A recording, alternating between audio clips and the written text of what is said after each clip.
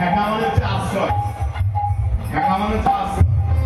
আশ্রয় কিন্তু গোটা বিষয়টাকে ধরে থাকে। আমরা প্রথমেই বলেছি পাত্র আধার, আধার যদি মজবুত না হয়, একে বলে শ্রী গুরু কৃপা, কৃষ্ণ কৃপা জগৎময়। দেখুন যারা বসে আছেন, দাঁড়িয়ে আছেন, গান শুনছেন অথবা শুনছেন না, সবার উপর কৃষ্ণের কৃপা আছে 100 আছে, কিন্তু সবার উপর গুরু কৃপা নাই। এইটা বলতে পারি কৃষ্ণ কৃপা জগৎময়, কিন্তু গুরু কৃপা কোনো ভাগ্য বলে না। এই গুরু কৃপাই হচ্ছে আশ্রয়ের কৃপা, গুরু কৃপাই হচ্ছে ঠেকা। যার ঠেকা মজবুত সে কিন্তু চট করে নড়ে চড়ে পড়ে যাবে না, চট করে নড়ে চড়ে পড়ে যাবে না।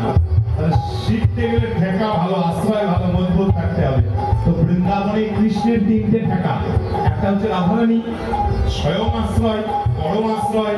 এরকম রাধারানী, রাধারানী কোনো চিন্তা নেই, করার কোনো ভয় নেই গায়ে। আচ্ছা রাধারানী সব জায়গায় থাকে না, বুঝলেন? রাধারানী সব জায়গায় থাকে না। তো কেল কদম, কেলি কদম অভিজ্ঞ বলে কেল কদম বিশাল মস্ত বড় গাছ। তার কেল কদম, কদম গাছ। আচ্ছা কদম গাছ তো সব জায়গায় থাকে না।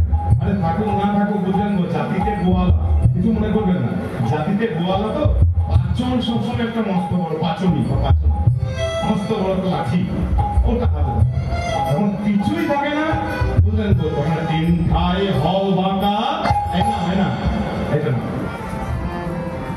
গোবিন্দ বলছিল এটা না, যখন কিছুই নাই আসলে তখন এইটাই না, 3 খায় হল বাঁকা, যাতে পড়ে না যাও, তার জন্য পাঁচন নিতে দাও।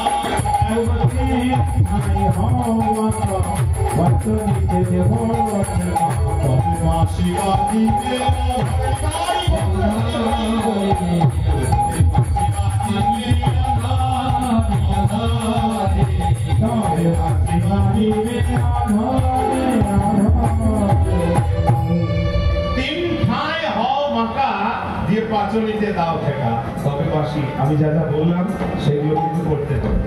এইগুলো যদি ঠিকঠাক করে দাও, তুমি করে দাও, আবদার আছে, অভিযোগ আছে, অনুরোধ আছে, সব আছে, তুমি করে দাও না। রাই কহে বনমালী তুমি চূড়া বাঁধই